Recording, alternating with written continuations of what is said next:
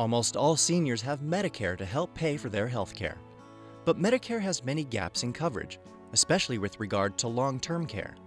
If you need help caring for a loved one in the home, Medicaid could be the answer to help fill the Medicare gaps and help pay for needed long-term care. Mom, I've been doing some research and I think I found a way to get you some help with Dad. I'm about ready to try anything. You know that Medicare will not pay for in-home care since he isn't homebound and he doesn't require skilled therapy. And I don't want to lose everything we have saved all these years. From what I've read, Mom, you don't have to do that. Medicaid can pay for long-term care at home, in assisted living facilities, or even nursing homes. Can we qualify for that? We have our home and we have our savings. I think we have too many assets to get help. Well, not necessarily.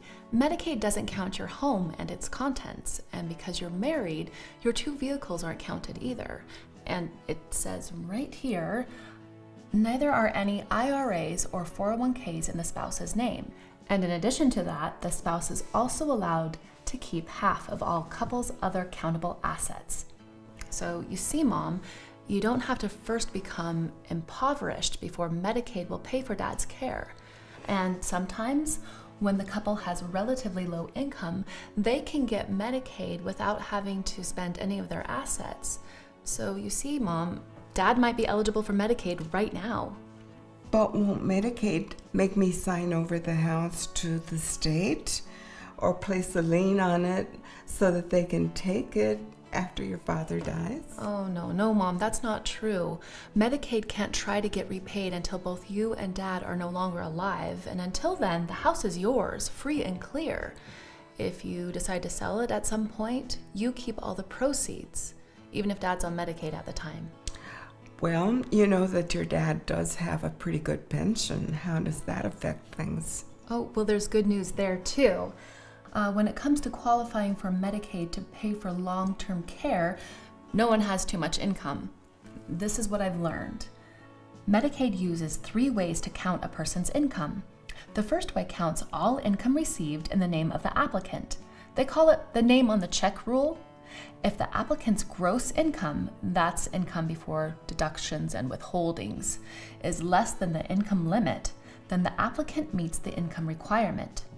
If a married applicant's income is above the limit, then the community property method counts half of the couple's combined incomes. If it's less than the Medicaid income limit, then again the income requirement is met. And if an applicant's income is above the income limit, and the applicant either is not married or half of the couple's combined incomes is more than the limit, then a special kind of trust called a Miller Trust can always be used to meet Medicaid's income requirement. So, you see, Mom, Dad can't have too much income to qualify for Medicaid.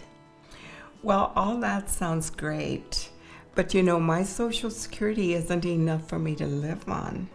How will I get by if, after he's on Medicaid, they take all his income? Oh, well, Medicaid has special rules for that too. While Dad's at home, Medicaid will pay in full the first 16 hours a week for his care.